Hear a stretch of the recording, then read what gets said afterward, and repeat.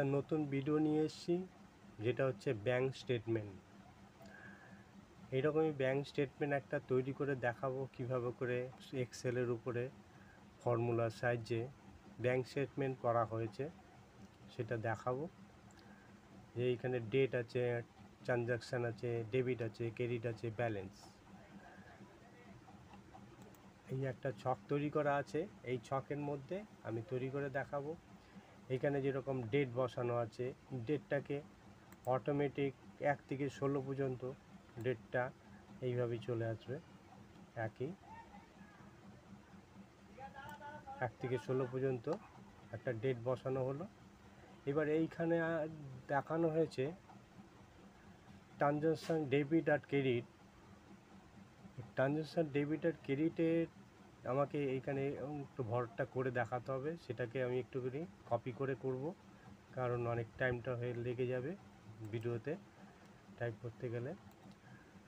আমি এখান থেকে কপি করে নিয়ে আমি দেখাচ্ছি।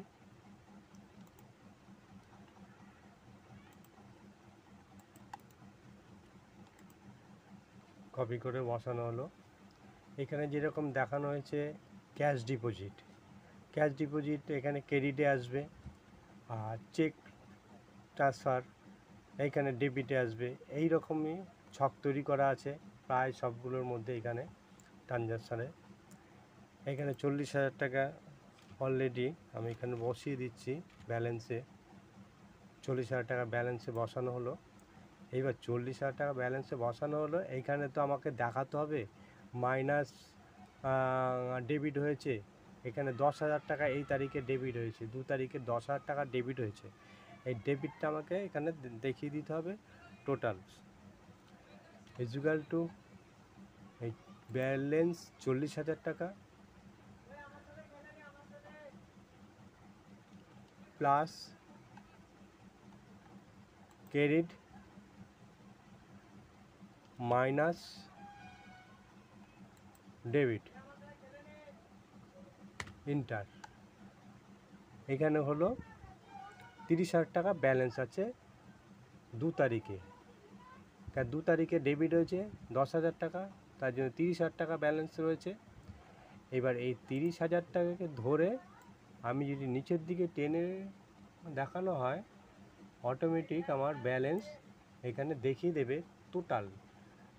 এইখানে যেরকমভাবে ক্যাশ উইথড্র 3,000 টাকা করা হয়েছে, এইখানে ব্যাংক চার্জ কাটা হয়েছে 100 টাকা, ক্যাশ ডিপোজিট হয়েছে এখানে 1,000 টাকা, চেক ট্রান্সফার 20,000 টাকা হয়েছে। এইভাবে করে ব্যালেন্স পর এখানে ক্যালকুলেশন করে লাস্টের ব্যালেন্স, টোটাল ব্যালেন্সটা এখানে দেখিয়ে দেবে 82,550 টাকা একটা ব্যালেন্স চলে এলো।